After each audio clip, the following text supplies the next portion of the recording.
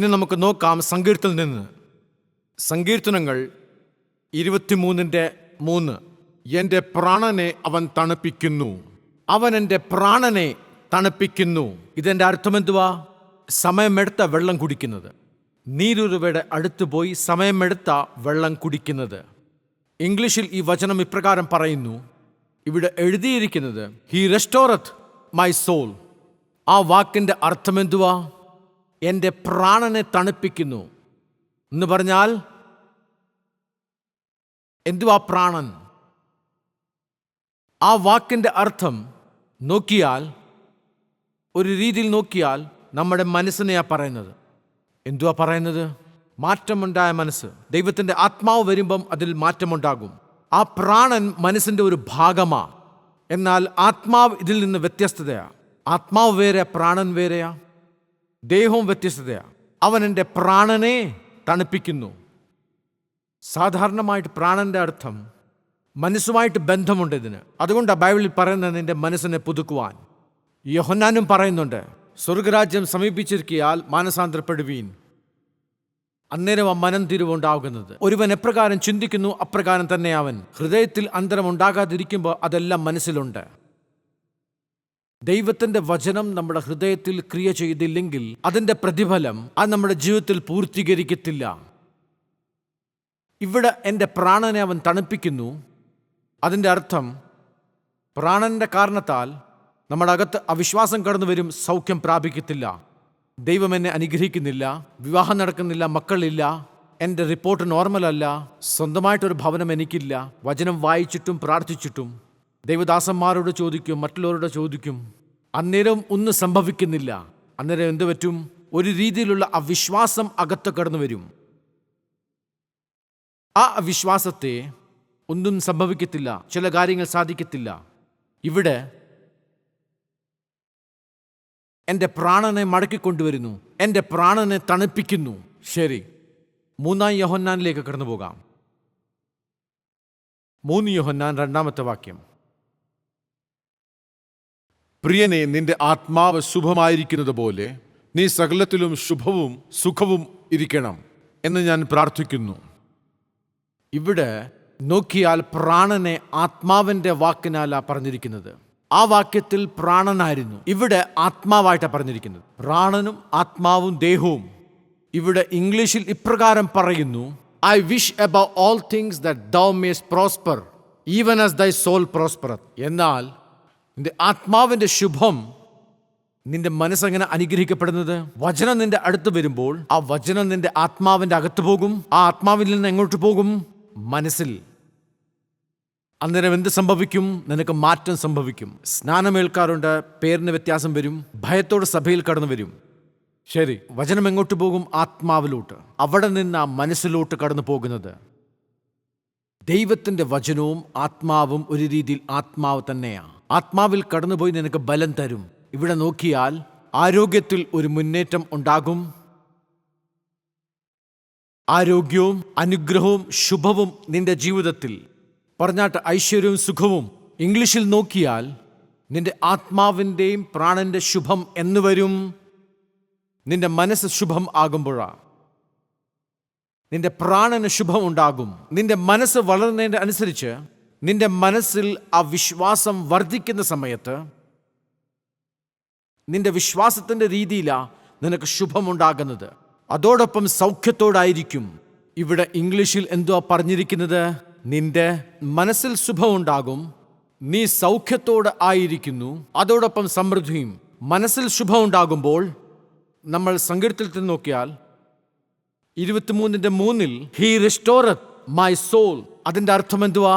സാധാരണ രീതിയിൽ മനസ്സ് എപ്പോഴ് സാത്താൻ മുഖാന്തരം നമ്മളെ ആക്രമിക്കപ്പെടുമ്പോൾ അത് മനസ്സിൻ്റെ വിശ്വാസത്തെ എപ്രകാരം മാറ്റുവാൻ സാധിക്കുമെന്ന് നോക്കുമ്പോൾ, എപ്രകാരം മനസ്സിൽ അവിശ്വാസം ഇടാൻ പറ്റും, എങ്ങനെ നിന്റെ അകത്ത് ദുഃഖം പ്രവർത്തിക്കാൻ പറ്റും, ആ തെറ്റായ വിചാരം എപ്രകാരം നിന്റെ അകത്തിടാം. ദൈവം നിന്റെ ജീവിതത്തിൽ ഒന്നും ചെയ്തിട്ടില്ല, പ്രാർത്ഥിക്കുന്ന സമയത്ത് ഇങ്ങനെ ഒരു ചിന്തയിടാം, നീ പാപിയാ, നിന്റെ പ്രാർത്ഥന ദൈവം കേൾക്കത്തില്ല, നിനക്ക് അനുഗ്രഹവും ആരോഗ്യവും ലഭിക്കത്തില്ല, നിനക്ക് നോർമലായ റിപ്പോർട്ട് കിട്ടത്തില്ല, നല്ല ഐശ്വര്യം ഉണ്ടാകത്തില്ല. തെറ്റായ വിചാരം നിന്റെ അകത്തിടും. എത്ര പ്രാർത്ഥിച്ചാലും ദൈവത്തിൻ്റെ വചനം വായിച്ചാലും നിന്റെ മനസ്സിൽ നിന്റെ അനുഗ്രഹം മുമ്പോട്ട് പോകാതെ ഉടയ്ക്കും. ഇവിടെ പറയുന്നത് എൻ്റെ പ്രാണനെ അവൻ തണുപ്പിക്കുന്നു, പിന്നെയും എൻ്റെ മനസ്സിനെ അവൻ തിരിച്ചു തരുന്നു. പിന്നെയും ആ വിശ്വാസത്തിൻ്റെ മനസ്സ് എനിക്ക് തരുമ്പോൾ അന്നേരം എന്ത് സംഭവിക്കും? ശരീരത്തിൽ ഏത് രോഗം നമ്മുടെ പിടിച്ചാലും, ഏത് സമൃദ്ധിയുടെ അനുഗ്രഹം ഇല്ലാതിരിക്കുന്നു, അല്ലെങ്കിൽ ജീവിതത്തിൽ ഏത് ദാരിദ്ര്യാവസ്ഥയിൽ ആയിരുന്നാലും, രോഗത്തിൽ നിന്ന് സൗഖ്യമില്ലാതിരിക്കുമ്പോഴും ദൈവം നിന്റെ മനസ്സിനെ മാറ്റി പുതിയ മനസ്സ് നിനക്ക് തരുമ്പോൾ നിന്റെ സുഖവും ശുഭവും മടക്കി തരും. അതിനാ പറയുന്നത് പ്രാണനെ തണുപ്പിക്കുന്നു. നിങ്ങൾ കണ്ടോ ആ പ്രാണനെ എപ്രകാരം തണുപ്പിച്ചു? നോക്കിയാൽ പല പ്രാവശ്യം എപ്പോഴൊക്കെ ആ ജീവിതത്തിൽ നിരാശ വരുന്നത്? താമസം ഉണ്ടാകുമ്പോൾ. പറഞ്ഞാട്ടെ, താമസം. ഈ താമസം നിന്റെ ജീവിതത്തിൽ നിന്റെ കയ്യിൽ ഒരു ആയുധമാ, ആ സാത്താന്റെ ഒരു ആയുധമാ. ദൈവം താമസത്തെ ഉപയോഗിക്കും. ഒരു സമയത്ത് നിങ്ങൾ പ്രാർത്ഥിക്കും ഷുഗർ പോകുവാൻ വേണ്ടി, 1 ദിവസം, 2 ദിവസം, 10 ദിവസം, ഒരാഴ്ച. എന്നിട്ട് എന്തു ചെയ്യും? അത് പോകാതിരിക്കുമ്പോൾ മനസ്സിൽ ഒരു തീരുമാനമെടുക്കുമ്പോൾ ഇത് കുറയത്തില്ല, ഇതിൽ നിന്ന് ഒരു വിടുതലില്ലെന്ന് ഞാൻ പറയും. പ്രാർത്ഥിക്കാറുണ്ട്, എന്നെ അനുഗ്രഹിക്കണമേ, അനുഗ്രഹിക്കണമേ. 1 വർഷം, 2 വർഷം ഇപ്രകാരം ചിന്തിച്ചുകൊണ്ടിരിക്കുമ്പോൾ എനിക്കിത് മാറത്തില്ല. അങ്ങനെ നീ മനസ്സിൽ വിചാരിക്കും. ആ താമസത്തിൽ നിന്റെ ജീവിതത്തിൽ പല കാര്യങ്ങൾ സംഭവിക്കും. അന്നേരം ദൈവം നിന്റെ ജീവിതത്തിൽ ദർശനം തരും. വചനത്തിൽ നിന്ന് നിന്നെ, അതോടൊപ്പം ദർശനത്തിൽ കൂടെ. എന്തുകൊണ്ട് അപ്രകാരം അത്ഭുതം നടക്കുന്നു? 10 വർഷത്തെ താമസമുണ്ടെങ്കിലും, അതിനേക്കാൾ കൂടുതൽ 20 വർഷത്തെ താമസമുണ്ടെങ്കിലും, അത്ഭുതമുള്ള കാര്യം ഇതാ, ദൈവവും എൻ്റെ ജീവിതത്തിൽ അത്ഭുതം പ്രവർത്തിക്കും. നിങ്ങൾ കണ്ടോ? അത്ഭുതം നല്ലതാ. അത്ഭുതം നടന്നില്ലെങ്കിൽ എന്ത് സംഭവിക്കും? രക്ഷ അസാധാരണമായി തീരും, അസാധാരണമായി തീരും. അത്ഭുതത്തിന് സ്ഥാനമില്ല. അത്ഭുതത്തെ മനസ്സിലാക്കിയ രക്ഷ എന്തുവാന്ന് അറിയാമോ?